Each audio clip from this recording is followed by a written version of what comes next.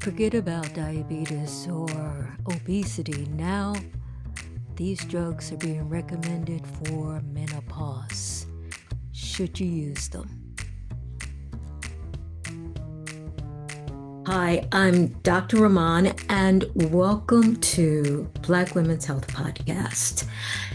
HRT, GLP. What is that? HRT, GLP, is it a rhyme? No. Hormonal replacement therapy, glucagon like peptide. It's so confusing. Women are searching for answers regarding menopause and their menopause Symptoms. It's so confusing. Women are saying they're not getting enough information. Yet, everywhere I look online, I see persons offering menopause advice. I'm seeing menopause devices. I'm reading about AI generated menopause apps, and there are more and more menopause experts. But yet, women are saying, well, what exactly is menopause? Women still act as though they're not getting enough information. In fact, women have started to turn to each other. Women are on Reddit. Women are on Offering Facebook. each other In menopause fact, information. there's a woman on Facebook who created a We Do Not Care perimenopause, postmenopausal group that in a matter of weeks have literally garnered millions of followers globally. And it's a fun group. It's where women can actually pause and laugh at themselves about the things they're experiencing and the things that at their age, at this stage of life, they just don't care.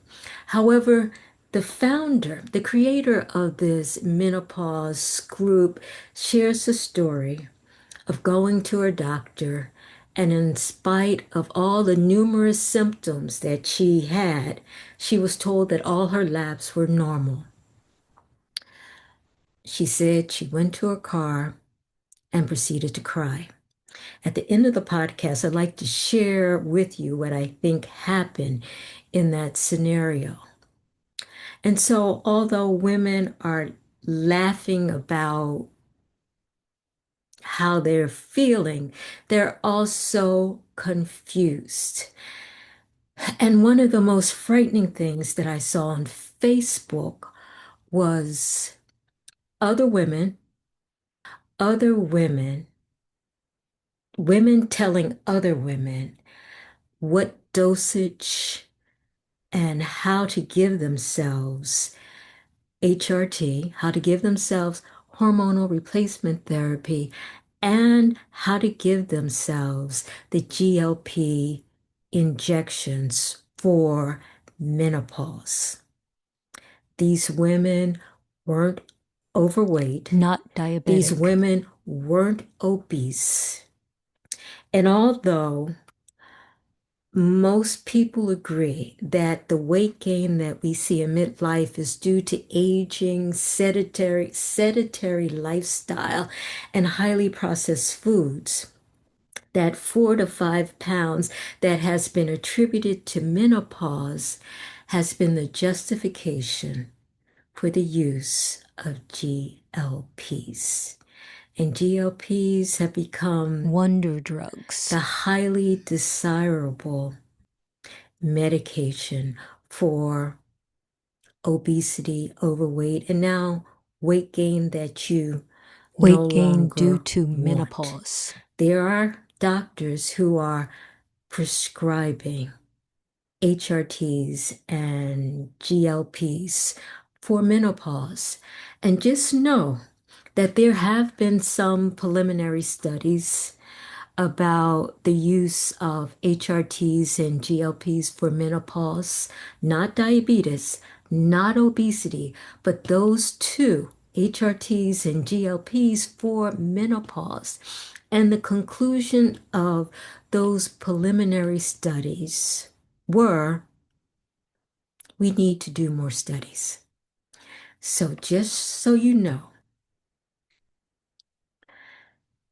should you choose to use these drugs, HRT and GLPs together for perimenopause, you are currently doing it at your own risk.